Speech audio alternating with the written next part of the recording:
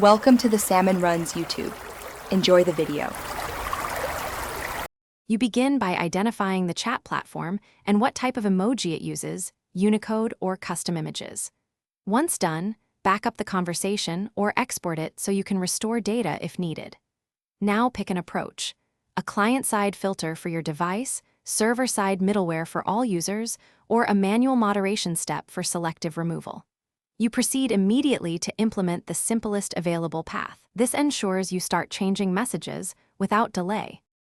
Next, implement the actual filtering logic. If you use Unicode, craft a regex covering emoji ranges and test it on a small dataset to avoid false positives. Once tested, apply it to a staging copy. For custom emojis, map image ID or tags to replacement text or strip them out at the parser stage. Then replace matched emoji with plain text tokens or delete them. Make sure to preserve message timestamps and metadata because you want content cleaned but records intact. Finish by deploying the change in stages. Start in development, move to staging, and then production while monitoring behavior and performance. Log every removal and offer an undo window or moderation queue so users or moderators can recover false positives. If something goes wrong, revert to the backup and inspect your regex patterns, middleware order, or escape handling.